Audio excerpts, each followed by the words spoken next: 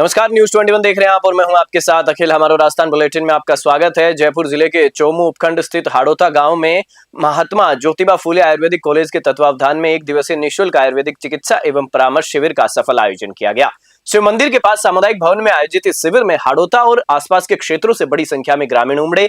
शिविर प्रभारी व एलर्जी विशेषज्ञ डॉक्टर गोविंद नारायण पंचक्रम विशेषज्ञ प्रोफेसर विभास छिपा, ENT विशेषज्ञ डॉक्टर शीनम और शिशु रोग विशेषज्ञ डॉक्टर मानविता सहित मेडिकल टीम ने अपनी सेवाएं दी। विशेषज्ञों ने नाड़ी परीक्षण और ब्लड प्रेशर जांच के साथ जोड़ों के दर्द, मधुमेह, पाइल्स, एलर्जी और चर्म रोगों का आयुर्वेदिक पद्धति से उपचार किया। शिविर में कुल 278 मरीजों का पंजीकरण कर उन्हें रोगानुसार निःशुल्क आयुर्वेदिक दवाइयां वितरित की गई। चोमू से जयपाल सिंह की रिपोर्ट।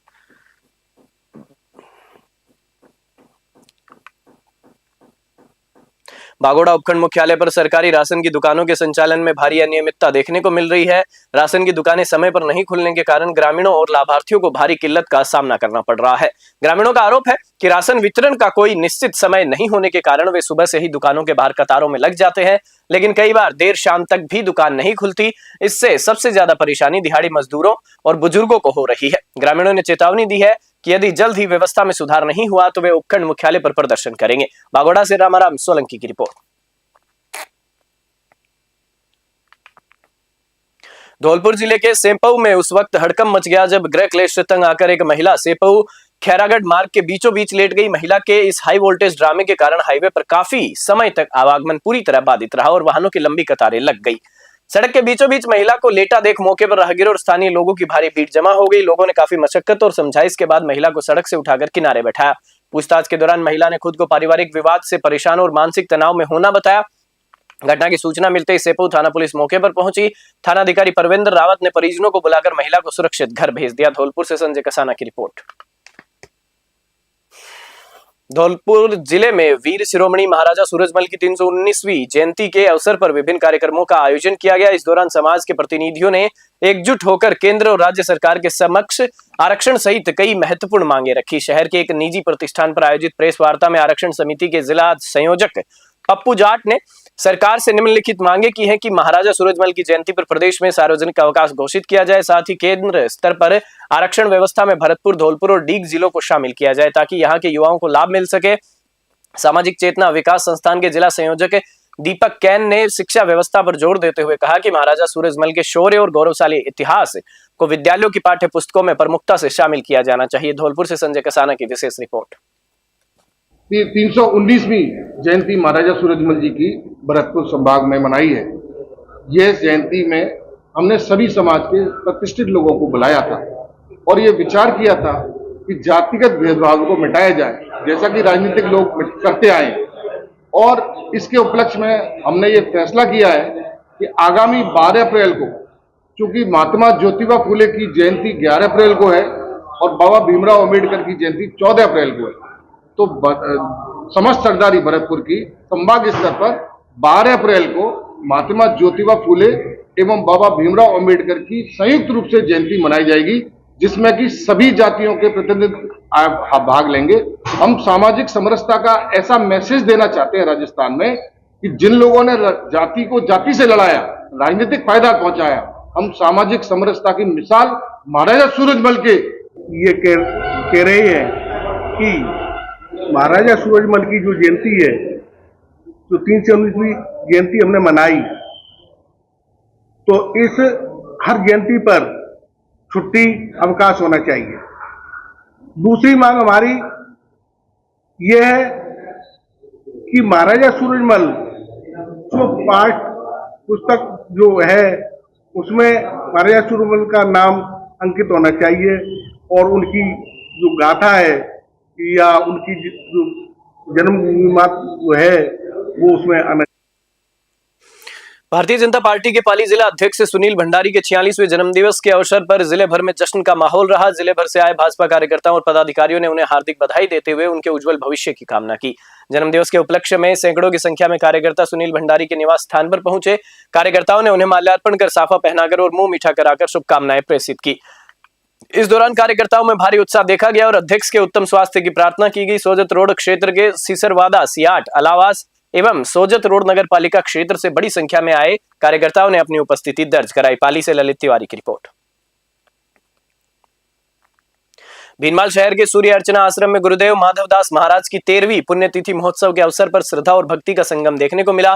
इस पावन अवसर पर आयोजित विभिन्न धार्मिक कार्यक्रमों में भाग लेने के लिए दूर दराज से श्रद्धालुओं का सैलाब उमड़ पड़ा। पुण्यतिथि की पूर्व संध्या पर आश्रम परिसर में एक विशाल भजन संध्या का आयोजन हुआ। ख्यातनाम भजन कलाकार अनीता जांगीड़ और किशोर पालीवाल ने अपनी सुमधुर आवाज में एक से बढ़कर एक प्रस्तुतियां दी। देर रात तक चले इस कार्यक्रम में श्रद्धालु भक्तिरस में सरोबार होकर झूमते नजर आए। शाक द्वीपीय ब्राह्मण समाज के सहयोग से आयोजित इस महोत्सव के लाभार्थी प्रकाश पुटरमल हठीला परिवार है। आयोजन समिति ने बताया कि 17 फरवरी को भव्य महाप्रसादी का आयोजन होगा। इसके पश्चात प्रतिभा सम्मान समारोह आयोजित किया जाएगा। भीनमाल से भरत सोनी की रिपोर्ट।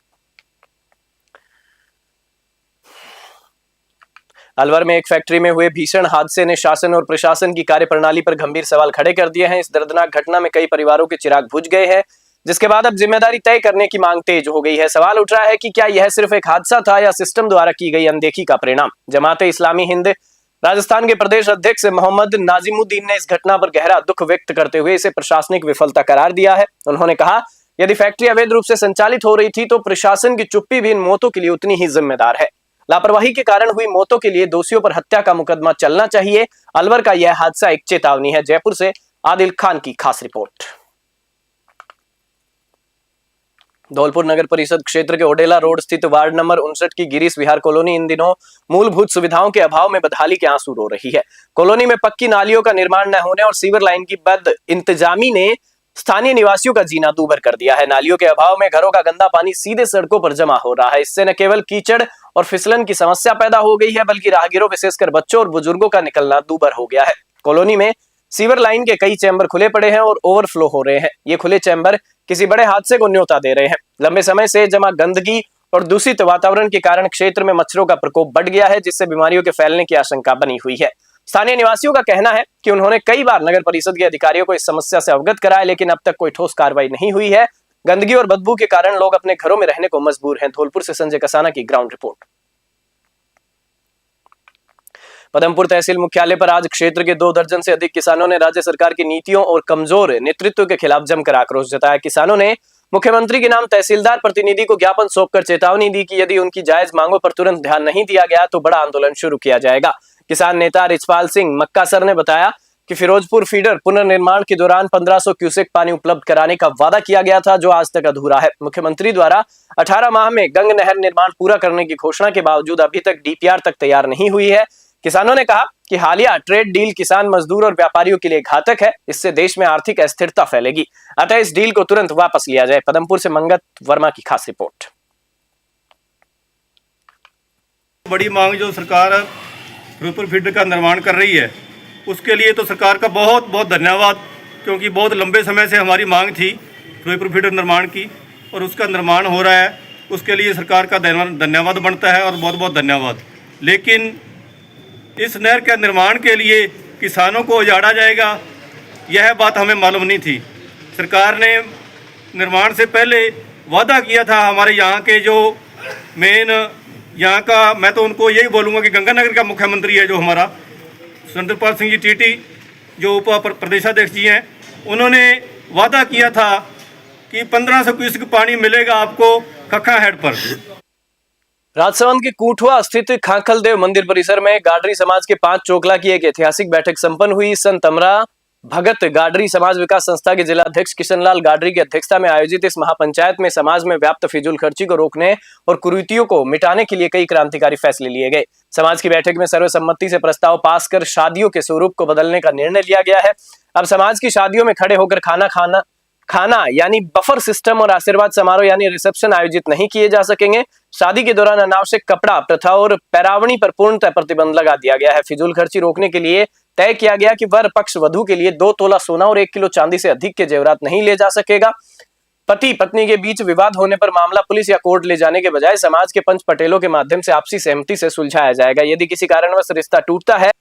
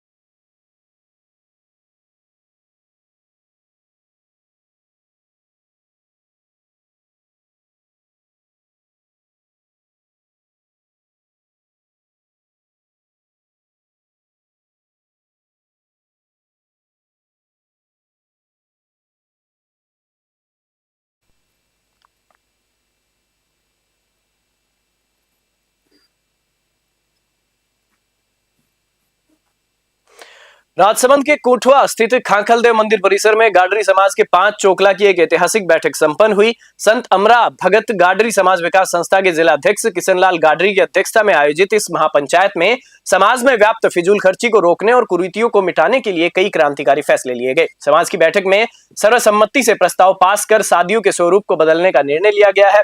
अब समाज की शादियों में खड़े होकर खाना यानी बफर सिस्टम और आशीर्वाद समारोह यानी रिसेप्शन आयोजित नहीं किए जा सकेंगे। शादी के दौरान अनावश्यक कपड़ा प्रथा और पैरावणी पर पूर्णतः प्रतिबंध लगा दिया गया है। फिजूल खर्ची रोकने के लिए तय किया गया कि वर पक्ष वधू के लिए 2 तोला सोना और 1 किलो चांदी से अधिक के जेवरात नहीं ले जा सकेगा। पति पत्नी के बीच विवाद होने पर मामला पुलिस या कोर्ट ले जाने के बजाय समाज के पंच पटेलों के माध्यम से आपसी सहमति से सुलझाया जाएगा। यदि किसी कारणवश रिश्ता टूटता है तो वधु पक्ष को वर पक्ष द्वारा दिए गए जेवरात लौटाने होंगे। जिला स्तर पर समाज के विद्यार्थियों के लिए एक भव्य छात्रावास का निर्माण किया जाएगा। साथ ही समाज जल्द ही एक विशाल सामूहिक विवाह का आयोजन भी करेगा। राजसमंद से ब्यूरो रिपोर्ट। राजधानी जयपुर के झोटवाड़ा खिरनी फाटक के पास एक दर्दनाक हिट एंड रन का मामला सामने आया है। एक तेज रफ्तार ट्रैक्टर ने सड़क किनारे स्कूटी सवार युवक और सब्जी खरीद रही एक महिला को अपनी चपेट में ले लिया। इस भीषण हादसे में दोनों की मौके पर ही मृत्यु हो गई। हादसे में 23 वर्षीय आदित्य नगवंशी और एक स्थानीय महिला की जान चली गई। मृतक आदित्य रिलायंस फ्रेश में डिलीवरी बॉय के रूप में कार्यरत था। साथी की मौत की खबर मिलते ही रिलायंस फ्रेश के बाहर दर्जनों डिलीवरी बॉयज ने काम का बहिष्कार कर दिया और सड़क पर उतर आए। गुस्साए कर्मचारी और परिजन मृतक आदित्य के परिवार के लिए उचित मुआवजे की मांग कर रहे हैं। घटना की सूचना मिलते ही झोटवाड़ा थाना पुलिस मौके पर पहुंची। पुलिस ने स्थिति को बिगड़ने से बचाने के लिए प्रदर्शनकारियों से समझाइश शुरू की है। जयपुर से अलीम खान की रिपोर्ट। पाली जिले के मारवाड़ जंक्शन क्षेत्र के मांडा कस्बे में मांडा मंडल हिंदू सम्मेलन का भव्य आयोजन संपन्न हुआ। इस कार्यक्रम में हजारों की संख्या में पहुंचे श्रद्धालुओं ने धार्मिक एकता और सामाजिक समरसता का संदेश दिया। सम्मेलन का शुभारंभ बालाजी मंदिर से निकली एक भव्य कलश यात्रा के साथ हुआ। यह यात्रा मुख्य बाजार और बस स्टैंड होते हुए कार्यक्रम स्थल तक पहुंची। यात्रा के दौरान पारंपरिक गैर नृत्य और घोड़ों का शानदार नृत्य आकर्षण का मुख्य केंद्र रहे। बालिकाओं द्वारा दिखाए गए तलवार के साहसिक करतबों ने दर्शकों को दांतों तले उंगली चबाने पर मजबूर कर दिया। कार्यक्रम की शुरुआती द्वीप प्रज्वलन, गणेश वंदना और हनुमान चालीसा के पाठ से हुई। मंच पर उपस्थित संतों का भव्य स्वागत किया गया। मारवाड़ जंक्शन से भुवनेश गर्ग की रिपोर्ट। विश्व प्रसिद्ध बाबा श्याम के वार्षिक फाल्गुनी मेले के सफल आयोजन को लेकर जिला प्रशासन पूरी तरह मुस्तैद है। मंगलवार को पुलिस थाना कोतवाली खाटू श्याम के कंट्रोल रूम में संभागीय आयुक्त पूनम और जिला कलेक्टर मुकुल शर्मा की अध्यक्षता में एक उच्च स्तरीय समीक्षा बैठक आयोजित की गई।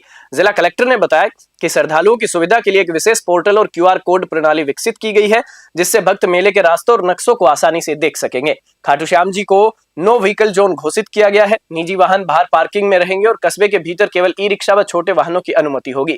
तंग गलियों के लिए फायर ब्रिगेड मोटरसाइकिलें तैनात रहेंगी। प्रशासन द्वारा निःशुल्क पार्किंग और मोबाइल टॉयलेट की व्यवस्था की गई है। निजी पार्किंग संचालकों द्वारा अवैध वसूली या अभद्रता की शिकायतों पर तुरंत कार्रवाई के निर्देश दिए गए हैं। पूरे मेला क्षेत्र की निगरानी के लिए आधुनिक पुलिस कंट्रोल रूम बनाया गया है। खाटू श्याम से दुर्गा सिंह कुमावत की रिपोर्ट। जो सारा का सारा एक तरह से एक पोर्टल बनवाया है अपन ने। उस पोर्टल के अंदर और QR कोड भी रहेगा, जिसमें लोग अपने डालकर उनको कहाँ से रास्ता है, कैसे जाना है, वो सारा का सारा उनको मिल जाएगा। हमने अनुरोध किया है मंदिर प्रशासन से कि वो अपनी साइट पर, अपने पेज पर भी उसको लगाएं। जगह जगह रास्ते पर भी हम उसको लगाएंगे QR कोड को, इसको भी स्कैन करने के बाद वो मिल जाएगा। इसी के साथ साथ हमने कंट्रोल रूम की व्यवस्था की है, एक्स्ट्रा CCTV कैमरा लगाए और हमने ये सुनिश्चित किया है कि अगर कोई, क्योंकि इतनी भीड़ आती है कि कोई अगर खो जाता है, मिसिंग हो जाता है, बच्चा है, बुजुर्ग है। पिछली बार भी हमने बहुत अच्छी तरह से इसको अंजाम दिया था। इस बार हम इसको और अच्छी तरह से अंजाम देने का प्रयास कर रहे हैं। कंट्रोल रूम्स बनाए हैं। अगर कोई इस प्रकार की का बच्चा या कोई मिलता है, बुजुर्ग जो बिछुड़ जाता है अपने परिवार से, तो उसको मिलाने का किस तरह से किया जाएगा, ये भी हमने सुनिश्चित किया है। जो बाड़मेर जिले के सेडवा उपखंड स्थित सालरिया गांव में युवाओं ने मानवता और जीव दया की एक शानदार मिसाल पेश की है। गांव की सड़कों पर घूम रही आवारा और बेसहारा गायों को भूख प्यास से तड़पता देख यहां के युवाओं ने सामूहिक सहयोग से उनके लिए भोजन और पानी का स्थायी प्रबंध शुरू किया है। पूर्व सरपंच शेर खान बलोच ने इस पहल की सराहना करते हुए बताया कि गांव में विचरण करने वाली आवारा गाय अक्सर चारे और पानी की तलाश में मुख्य रास्तों पर चली जाती थी, जिससे सड़क हादसों का खतरा बना रहता था। इसे देखते हुए गांव के युवाओं ने बीड़ा उठाया और अब इन गायों के लिए पौष्टिक लापसी और पीने के पानी की व्यवस्था की जा रही है। सेडवा से मोहम्मद हनीफ की रिपोर्ट। आज हमारे यहाँ पे जो आवारे पशु थे उनके लिए लापसी का प्रोग्राम रखा गया था। हमारे सर्वे समाज के सभी युवा साथी थे, गांव के मौजूद लोगों ने सबने बढ़ चढ़ के हिस्सा लिया और गऊ के लिए आज प्रोग्राम बनाया था कि लापसी का, जो हमारे पशु है गांव के अंदर। इससे एक चीज़ ये होती है कि जो हमारे पशु है उनको हर गांव के अंदर ऐसा प्रोग्राम रखना चाहिए, किसी वार फिक्स कर देना चाहिए, या सोमवार या मंगलवार को या संडे के दिन, तो हमारे पशु ये रोड के ऊपर न जाएं, जिससे दुर्घटनाएं होती है, गऊ माता को भी नुकसान होता है और बाकी जो लोग हैं उससे एक्सीडेंट होते हैं, उनको भी नुकसान होता है। तो इसलिए हर गांव के अंदर ऐसा जो ही अपने सर्वे समाज के लोग बैठ के ऐसी मुहिम चलाएं, जिससे गऊ को रोड पे ना जाए, जिन नुकसान ना हो। आज हमारे यहाँ बुलेटिन में फिलहाल इतना ही। आप देखते रहिए News 21।